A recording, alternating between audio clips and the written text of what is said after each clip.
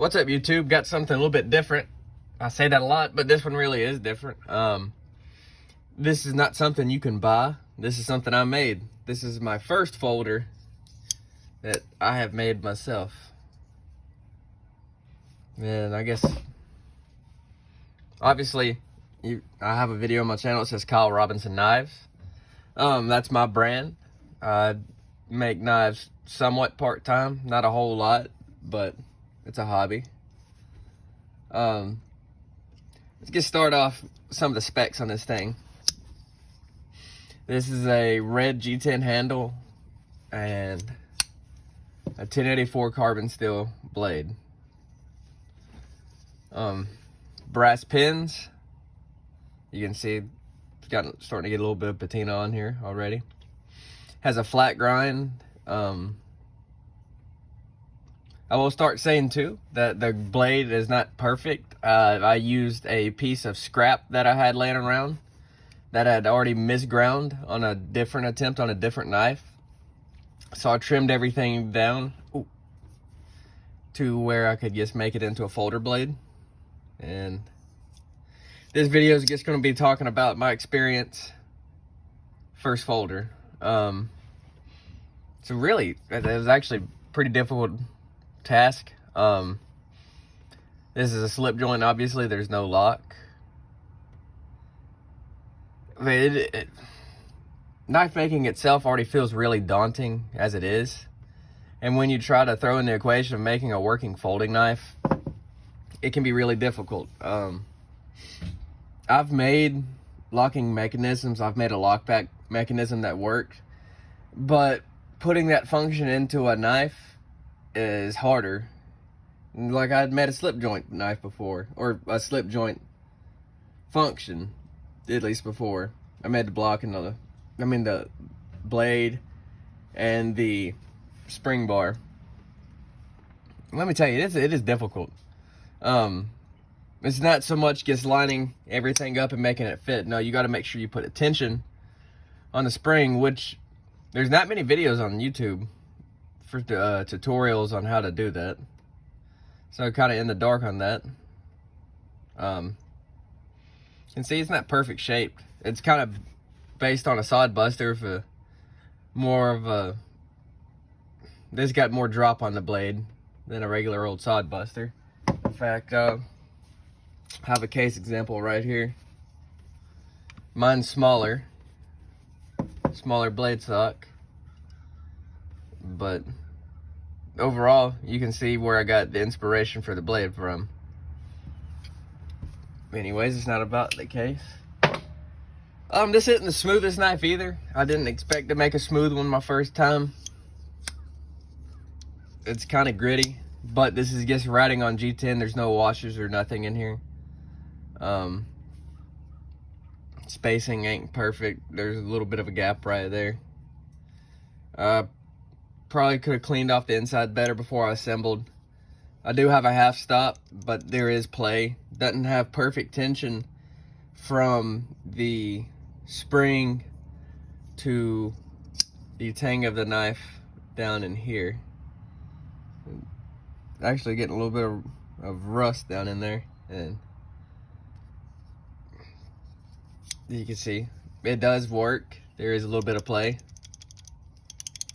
you can hear, and it does lock. A little bit of play,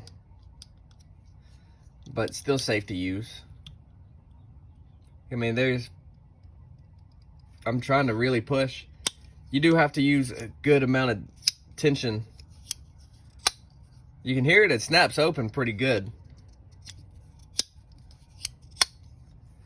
My heat treat on 1084 is decent. A few knives I've made myself with it, and then the few knives that I have sold with it, I've had lots of positive feedback about my 1084, so that's good. Like I said, this blade is misground. As you can see, kind of up towards the top of the blade. I just used finishing belt that just kind of round everything out. It's not completely flat. There is some convex aspects to the grind. Like I said, I knew this wasn't going to be sold nothing, so I guess the goal of this knife was to get a functioning, not locking, but folding knife. It folds. And it looks nice, at least fairly nice. Centering is off. There we go. Centering is off. It is rubbing the G10 a little bit, but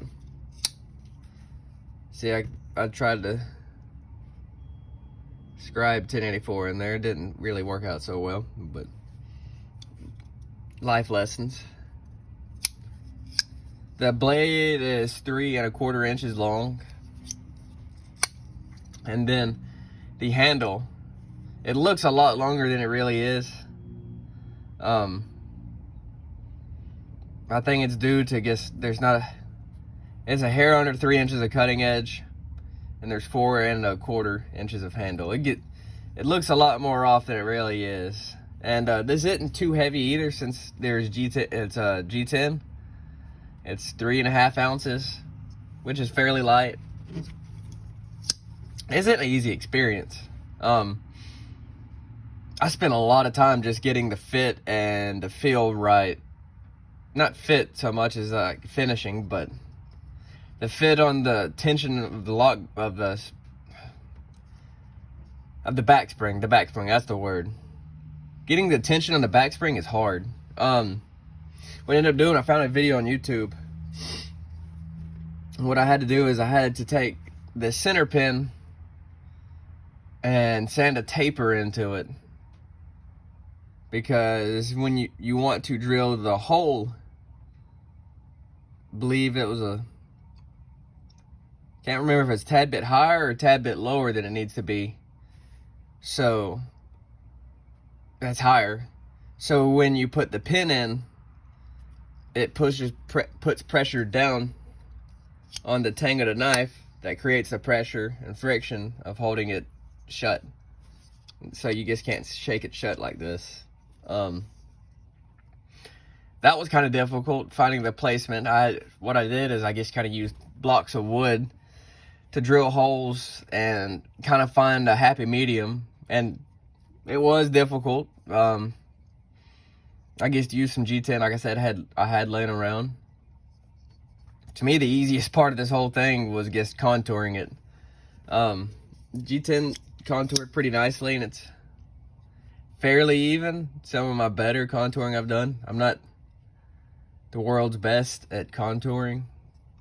Overall, I think it looks good shut. It looks better shut than it does open. My next endeavor I plan on trying is a lockback. Like I said, I've made the lockback mechanism.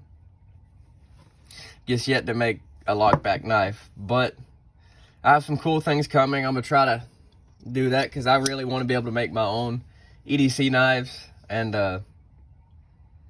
it just feels cool knowing that you're making your own stuff. I've carried this a few times. It's nothing special. I don't consider it good enough to be a true everyday carry knife, but it is a step in the right direction. While I'm here, I'll give you a quick little preview of a fixed blade I'm working on. I'm not going to show you the ground side yet because the grinds are rough, trying to use a worn out belt. I got new belts coming, but this blade's made out of 8670.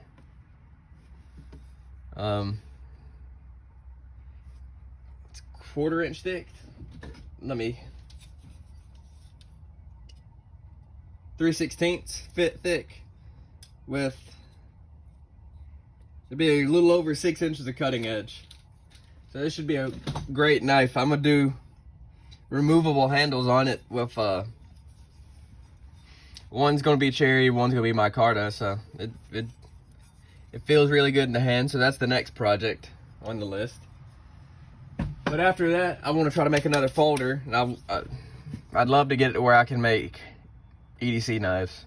But yeah, there's just a few words on my experience of making my own folding knife. I recommend trying it. It's worth the experience, and if you love knives, you'll love making your own knives.